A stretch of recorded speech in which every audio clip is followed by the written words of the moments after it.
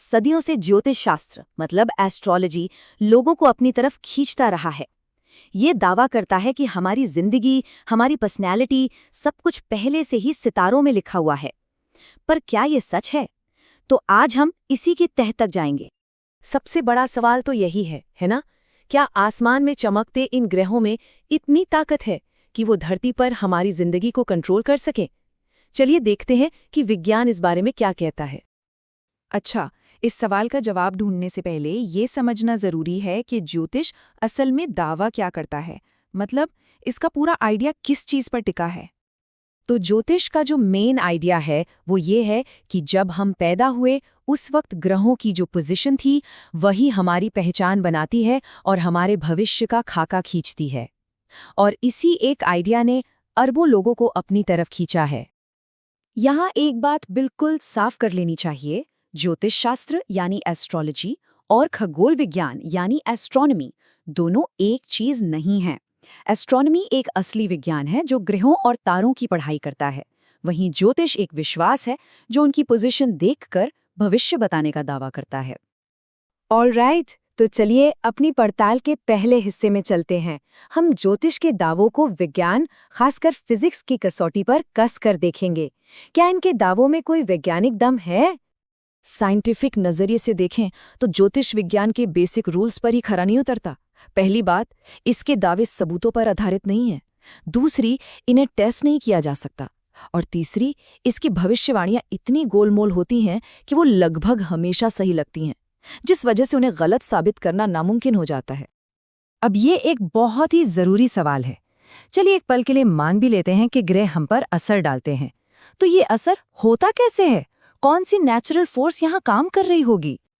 देखिए, यूनिवर्स में 4 fundamental forces हैं और इनमें से सिर्फ एक यानी ग्रेविटी या गुरुत्वाकर्षण ही है जो ग्रहों के असर को समझा सकती है। ये वही फोर्स है जो चीजों को एक दूसरे की तरफ खींचती है। और बस यहीं आकर ज्योतिष का फिजिकल दावा एकदम ढह जाता है। सच तो यह है कि मंगल या बृहस्पति जैसे ग्रह हमसे इतने ज्यादा दूर हैं कि उनकी ग्रेविटेशनल फोर्स हमारे ऊपर ना के बराबर है। असल में जब कोई पैदा होता है तो उस कमरे में मौजूद डॉक्टर या दीवालों का गुरुत्वाकर्षण खिंचाव भी उन दूर के ग्रहों से कहीं ज्यादा होता है। और बात यहीं खत्म नहीं होती। कई और भी सवाल हैं जिनके जवाब नहीं मिलते। जैसे ज्योतिष सिर्फ कुछ गिने चुने ग्रहों को ही क्यों मानता है? यूरेनस और नेपच्यून की खोज तो बहुत बाद में हुई, जब ज्योतिष के नियम बन चुके थे। तो क्या उनका कोई असर नहीं होता? और हमारी अपनी गैलेक्सी में जो अरबों दूसरे तारे और ग्रह हैं, उनका क्या? इन सवालों का कोई ठोस जवाब नहीं है। तो अगर फिजिक्स ज्योतिष को सपोर्ट नहीं करती तो फिर सवाल उठता है कि इतने सारे लोगों को ये इतना सटीक क्यों लगता है? चलिए अब अपनी जांच को फिजिक्स से साइकोलॉजी की तरफ मोड़ते हैं। इसका जवाब हमें एक बड़े ही मजेदार साइकोलॉजिकल एक्सपेरिमेंट में मिल सकता है। ये एक्सपेरिमेंट 1948 में बर्ट्रम फोरर नाम के एक साइकोलॉजिस्ट ने किया था और ये समझने में हमारी मदद करता है कि ज्योतिष इतना सही क्यों लगता है। तो फोरर ने क्या किया? उन्होंने अपने स्टूडेंट्स को एक पर्सनालिटी टेस्ट दिया, उनसे उनकी बर्थ डिटेल्स ली और वादा किया कि वो हर एक के लिए एक पर्सनल एनालिसिस तैयार करेंगे। फिर उन्होंने सबको वो एनालिसिस दिया और कहा कि इसे 0 से 5 के स्केल पर रेट करो कि ये कितना सही है। और जो रिजल्ट आया वो हैरान करने वाला था। स्टूडेंट्स ने अपने पर्सनालिटी एनालिसिस को एवरेज 4.26 की रेटिंग दी 5 में से। उन्हें लगा कि ये जो बातें लिखी हैं वो बिल्कुल उन्हीं के बारे में हैं और एकदम सटीक हैं। और फिर आया सबसे बड़ा ट्विस्ट। फुरर ने सब स्टूडेंट्स से कहा कि अपना एनालिसिस एक दूसरे से बदल कर देखो। सबके होश उड़ गए। हर एक स्टूडेंट को बिल्कुल वही सेम एनालिसिस मिला था, जिससे फुरर ने यूं ही किसी अखबार के एस्ट्रोलॉजी कॉलम से उठा लिया था। इसी को द फोरर इफेक्ट या बार्नम इफेक्ट कहते हैं। ये हमारी एक इंसानी फितरत है कि हम बहुत ही जनरल और गोलमोल बातों को भी अपने लिए पर्सनल और सटीक मान लेते हैं, खासकर तब जब हमें लगता है कि वो खास हमारे लिए ही लिखी गई हैं। ओके, तो फोरर का एक्सपेरिमेंट ये तो समझाता है कि हमें ज्योतिष सही क्यों लगता है, पर क्या बड़े बड़े साइंटिफिक स्टडीज में इसके दावों का कोई सबूत मिला है? चलिए देखते हैं। देखिए, इस पर कई बड़ी और कंट्रोल्ड स्टडीज हुई हैं। एक स्टडी में 25,000 लोगों के करियर देखे गए, लेकिन एथलीट होने का मंगल से या आर्टिस्ट होने का शुक्र से कोई कनेक्शन नहीं मिला।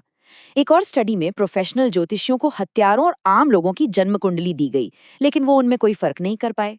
और तो और 1 करोड़ कपल्स के डेटा को एनालाइज करने पर भी ये पता नहीं चला कि कोई दो राशियां बाकियों से ज्यादा या कम कंपैटिबल होती हैं। तो फिजिक्स, साइकोलॉजी और स्टैटिस्टिक्स, इन सारे सबूतों को जब हम एक साथ रखते हैं तो आखिर नतीजा क्या निकलता है? तो नतीजा बिल्कुल साफ है। जब वैज्ञानिक तरीकों से जांच की जाती है तो ज्योतिष के दावों के पक्ष में कोई सबूत नहीं मिलता। फिजिक्स के तर्क काम नहीं करते। जो सटीकता महसूस होती है वो एक साइकोलॉजिकल इफेक्ट है, और बड़ी-बड़ी स्टडीज में भी कोई कनेक्शन साबित नहीं हो पाया है। ये एक मजेदार सवाल है जो हमें सोचने पर मजबूर करता है। शायद हॉरोस्कोप की सही जगह साइंस के पन्नों में नहीं, बल्कि एंटरटेनमेंट सेक्शन में ही है, ठीक वैसे ही जैसे क्रॉसवर्ड पजल या कॉमिक्स होते हैं। और ये हमें एक आखिरी और शायद सबसे जरूरी सवाल पर लाकर छोड़ देता है। अगर हमारा भविष्य सितारों या ग्रहों ने तय नहीं किया है, तो फिर ये कहाँ लिखा है? शायद ये हमारे अपने फैसलों, हमारी अपनी कोशिशों और हमारे अपने चुने हुए रास्तों से लिखा जाता है। सोचने वाली बात है ना?